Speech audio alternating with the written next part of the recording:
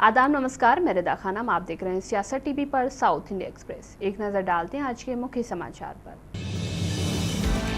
ED के अधिकारियों ने आज तेलंगाना के राजस्व मंत्री पोंगुलेटी श्रीनिवास रेड्डी के आवास और उनकी company Raghav construction and infra के बंजारा हिल्स स्थित कार्यालयों में छापेमारी की। एजेंसी के सूत्रों ने बताया कि ईडी अधिकारियों की 16 टीमें जुबली हिल्स की सीमा में मंत्री के आवास और राघव कंपनी के एमडी और निदेशकों के आवासों और ऑफिस में छापेमारी कर रही हैं। दूसरी ओर एजेंसी के अधिकारी खम्मम जिला मुख्यालय में मंत्री के आवास पर भी छापेमारी कर रहे हैं।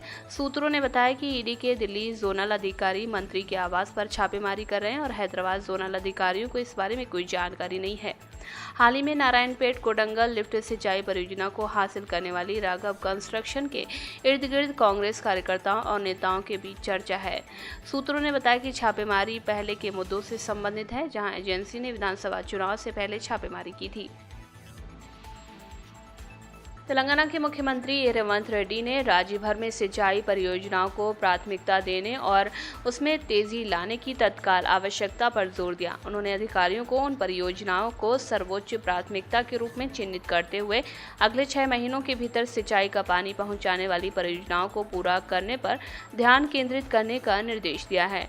इस पहल का उद्देश्य आगामी खरीफ सीजन से पहले किसानों को समय पर पानी की आपूर्ति सुनिश्चित करके कृषि उत्पादकता को बढ़ावा देना है।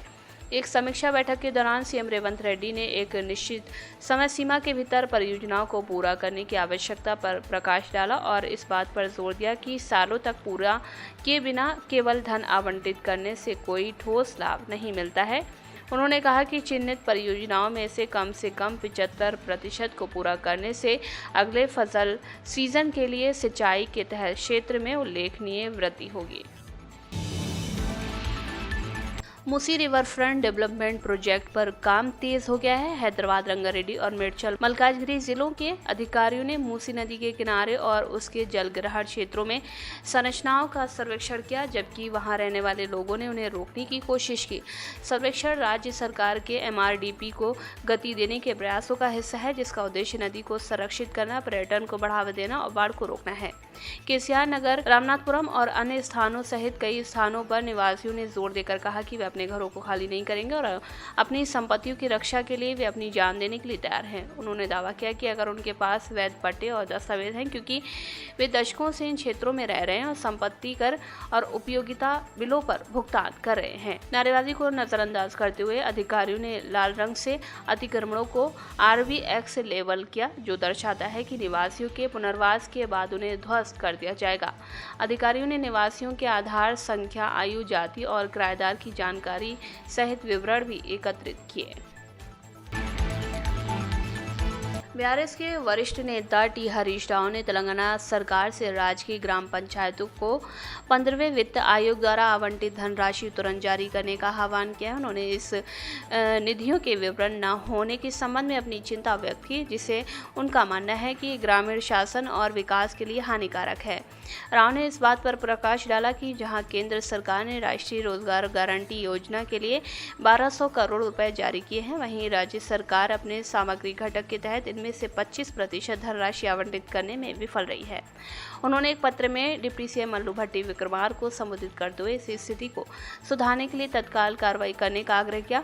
उन्होंने पंचायत राज कानूनों की सरकार की उपेक्षा की और आलोचना की कि इस बात पर जोर दिया कि स्वच्छता और अन्य आवश्यक सेवाओं के लिए धन की कमी के कारण चल रही देरी ने गांव को सीवेज गड्ढों में बदल दिया है। तेलंगाना में बाढ़ पीड़ितों की सहायता के लिए एक उदार संकेत में रिलायंस फाउंडेशन ने मुख्यमंत्री राहत कोष में 20 करोड़ रुपए का दान दिया है। नीता अंबानी की ओर से फाउंडेशन के प्रतिनिधियों ने मुख्यमंत्री रेवंत रेड्डी को जुबली हिल्स स्थित उनके आवास पर दान चेक सौंपा। बैठक में PMS प्रसाद और PVL माघव राव सहित रिलायंस के प्रमुख प्रतिनिधियों ने भाग लिया। दान का उद्देश्य हाल ही के बाढ़ से प्रभावित लोगों के लिए राहत और पुनर्वास प्रयासों में सहायता प्रदान करना है, जो संकट में समुदायों की सहायता के लिए रिलायंस की प्रतिबद्धता को प्रदर्शित करता है। मुख्यमंत्री रेवंत रेड्डी ने बाढ़ प्रभावित परिवारों को समय पर सहायता प्रदान करने में सामूहिक प्रयासों के महत्व पर जोर देते हुए कहा कि महत्वपूर्ण योगदान के लिए आभार व्यक्त करता हूं और उन्होंने कहा कि उम्मीद है कि ये दान पीड़ितों की तत्काल जरूरतों को पूरा करने और क्षेत्र में सुधार की सुविधा प्रदान करने में महत्वपूर्ण भूमिका निभाएगा।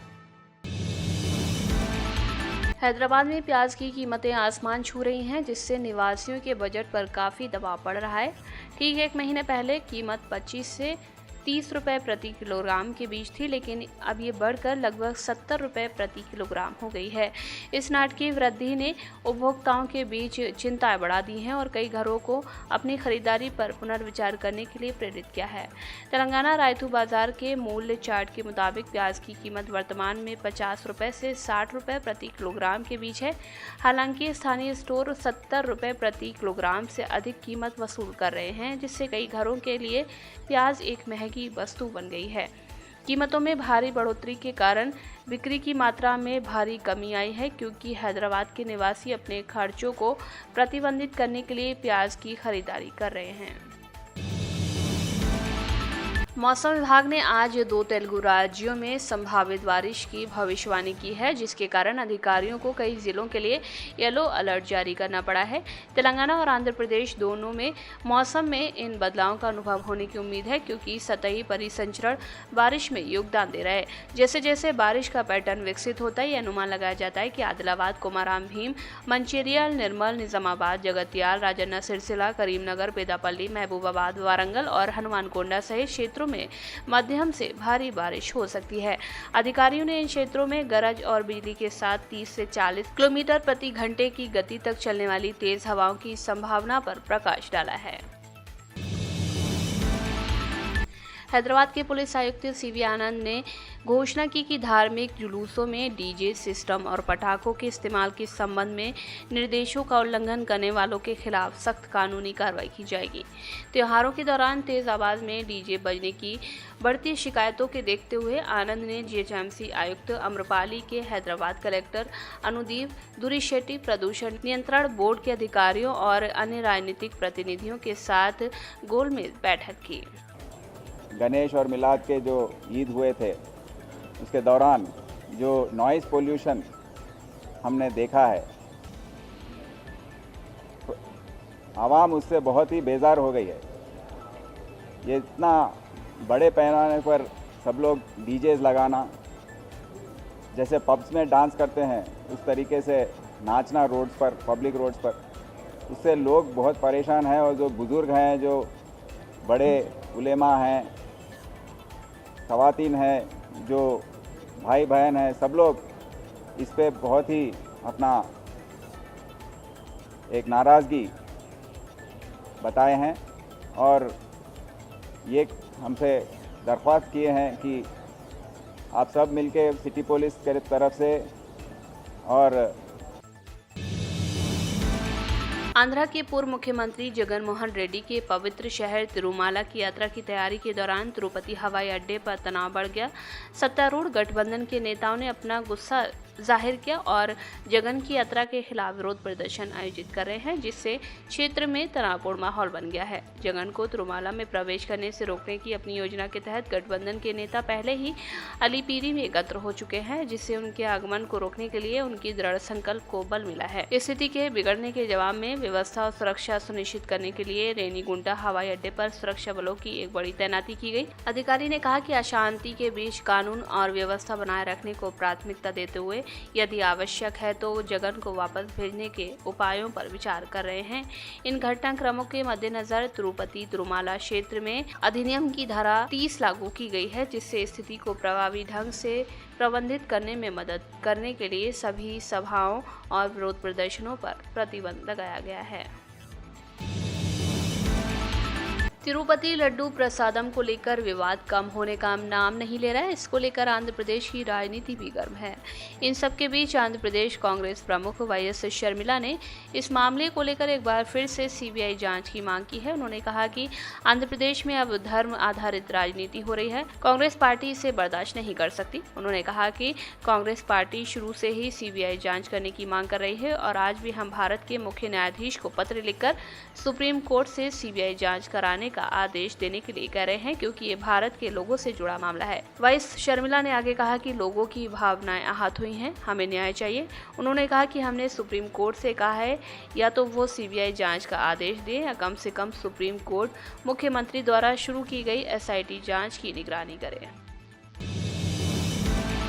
कर्नाटका में सीबीआई जांच की सहमति वापस लिए जाने को लेकर राजनीति शुरू हो गई है। भाजपा ने इस मुद्दे पर कांग्रेस को घेरा है।